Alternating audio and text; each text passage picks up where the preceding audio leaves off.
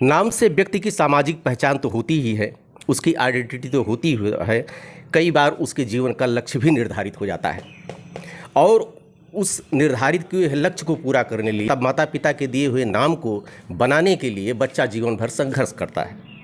जी हाँ, मैं बात करना चाहूँगा कि 2022 यूपीएससी में 13वीं रैंक के साथ प्रथम प्रयास में अयोध्या की बिटिया सेलेक्ट हुई है विदुषी सिंह जी।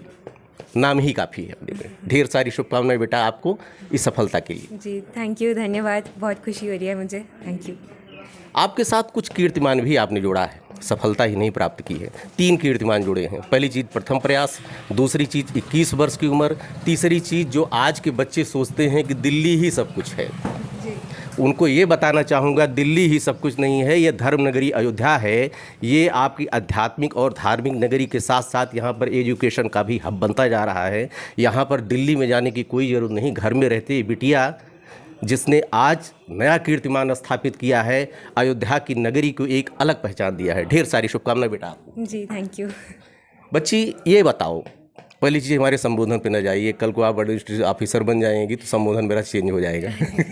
हाँ, पहली चीज़ तो मैं वो जानना चाहूँगा कि जो लोग कल से लोग टीवी चैनलों पे चल रहा वो प्रश्न मैं आपसे नहीं करूँगा, मैं आपसे वो प्रश्न करूँगा जो अभी तक लोग जानना चाहते हैं। पहले एजुकेशन बैकग्राउंड अपना। जी, मैंने अपनी स्कूलिंग अयोध्या से ही की है, जेबी एकेडमी फैज़ाबाद से 10th 12th दोनों, और थैंकफुली मेरे बहुत अच्छे मार्क्स आ गए थे 12th बोर्ड्स में, तो मुझे Shri Ram college of commerce Delhi university में एडमिशन मिल गया BA ऑनर्स इकोनॉमिक्स में।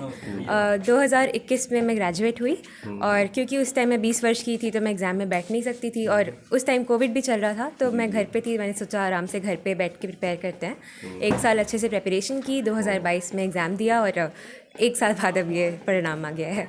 जी, कितना भी बच्ची क्यों न संस्कारिक हो, कितनी योग्य हो, लेकिन बच्ची होने के नाते, लड़की होने के नाते आजकल कुछ संघर्ष तो उसको करना ही पड़ता है इस समाज में। ये बताइए किन कठिनाइयों का सामना करना पड़ा आपको इस मुकाम तक पहुंचने के लिए? जी, मैं खुद को बहुत ज़्यादा ग्रेटफुल और प्रिविलेज मानती हूँ कि एक लड़की होने वाला डिस्क्रिमिनेशन एटलीस्ट मुझे नहीं फेस करना पड़ा।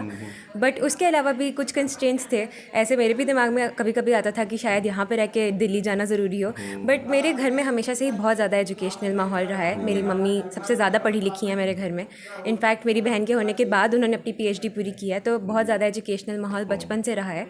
तो उस वजह से मुझे लगा कि नहीं, घर पे रह के मैं आराम से प्रिपेयर कर सकती हूँ, और फिर वही मैंने अपना गट फीलिंग फॉलो किया। मैं घर पे रही एंड थैंकफुली अब हो गया। 2 क्वेश्चन तो मेरे खत्म हो गए जो लिख कर ले आया हूँ, कौन सा अटेम्प्ट था वो बेकार गया।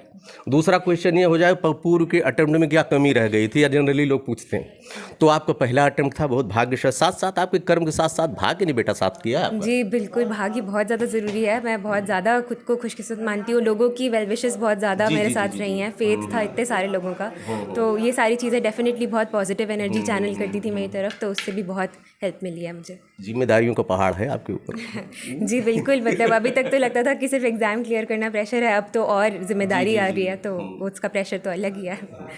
देखिए बेटा, सिविल की जाने के लिए कब से तैयारी शुरू कर देनी चाहिए। सिविल में स्पेशली जो बच्चे जाना चाहते हैं, अब कंपटीशन चेंज हो चुका है, पहले का समय चेंज हुआ है, डिजिटल गैजेट्स आ गए हैं, तमाम उससे टाइम मैनेजमेंट में बहुत दिक्कतें आ रही हैं। कब से तैयारी शुरू कर देनी चाहिए? जी, मैं तो यही सजेस्ट करूँगी, क्योंकि 1 साल का एग्ज़ाम ही होता है, जून से लेके मई तक एग्ज़ाम साइकिल ही चली है। बट अगेन फिर से कुछ 6-7 महीने की प्रेपरेशन उसके पहले से भी आपको मिनिमम तो करनी ही होती है। मेरे पास बहुत टाइम था, मैंने 3rd ईयर से ही थोड़ा थोड़ा पढ़ना स्टार्ट कर दिया था। बट मैं यही सजेस्ट करूँगी कि एटलीस्ट अपने कॉलेज के पहले 2 साल आप एक्स्ट्रा करिकुलर और अपनी पर्सनैलिटी पे फोकस करें, क्योंकि अगर आप अपने आप को एक्सपोज नहीं करेंगे, ज़्यादा अपॉर्चुनिटीज़ का फ़ायदा नहीं उठाएंगे, तो आपको भी बहुत नुकसान हो सकता है। सिर्फ पढ़ाई ही नहीं होता है, और एक्चुअली बहुत हेल्पफुल भी रहा है मेरे लिए मेरा कॉलेज का एक्सपोजर, क्योंकि मेरे इंटरव्यू के स्टार्टिंग 10 मिनट सिर्फ मेरे कॉलेज और मेरी एक्टिविटीज़ के बारे में बातें हुई, तो बहुत हेल्पफुल रहता है। आपकी पर्सनालिटी भी डेवलप होती है, और फिर धीरे धीरे जब आप अपने 3rd year 4th year of college में आएँ तो सोचिए कि क्या करना है आगे, और उसके अकॉर्डिंगली आप थोड़ा थोड़ा पढ़ना स्टार्ट कर सकते हैं। इंटरव्यू की बात की तो एक प्रश्न उठता है कि इंटरव्यू में कौन सा ऐसा क्वेश्चन था जिसने आपको असहज किया, आप कंफर्ट फील नहीं किया आपने? जी, ऐसा तो बिल्कुल भी कोई भी ऐसा क्वेश्चन नहीं था। बहुत कंफर्टेबल फील कराया मुझे पैनल मेंबर्स ने, एकदम जैसे लग रहा था कि थोड़े एजेड लोगों से मैं आराम से बातें कर रही हूँ।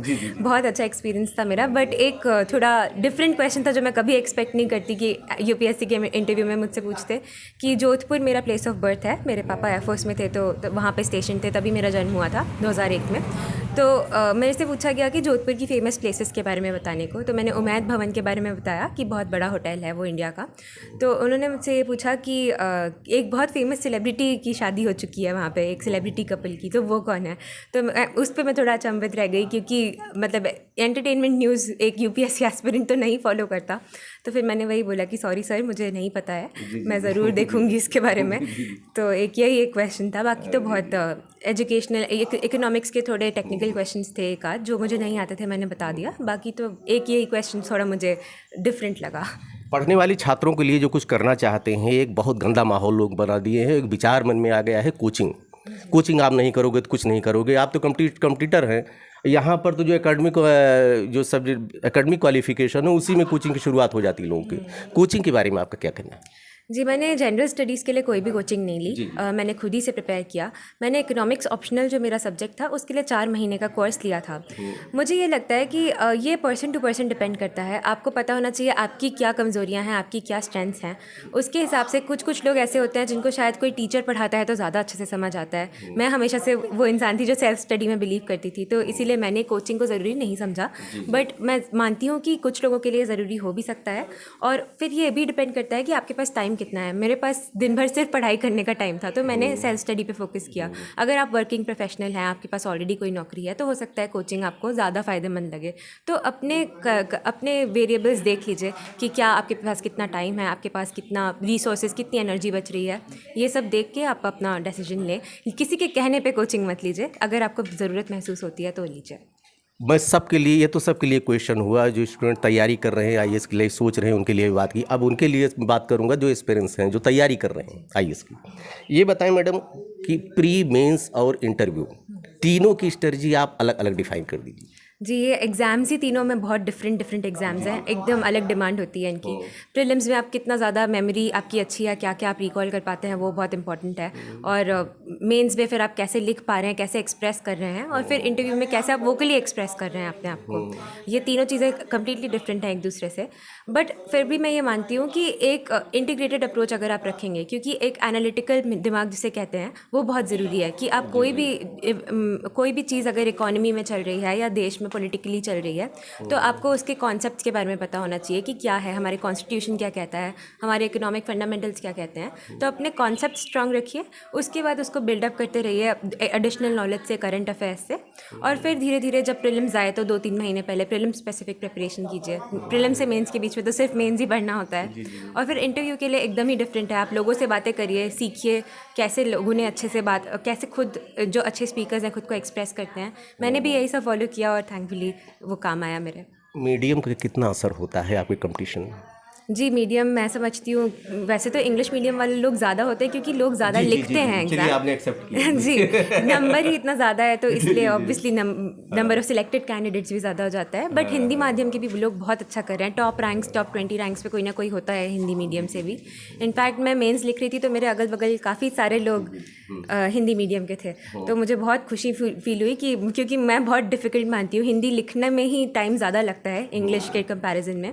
तो लोग ऐसा कर रहे हैं और अब हर चीज़ ऑनलाइन अवेलेबल हो गई है। कोचिंग मटेरियल्स भी बहुत सारे आपको हिंदी में मिल जाते हैं, हैंडआउट्स और हर चीज़। बुक्स भी हिंदी की, गवर्नमेंट की बुक्स तो एटलीस्ट हिंदी में अवेलेबल है ही, NCERTs और हर चीज़। तो आप बिल्कुल अच्छे से रिसोर्सेज यूटिलाइज़ करेंगे, अपना टाइम अच्छे से मैनेज करेंगे, सब कुछ पॉसिबल है।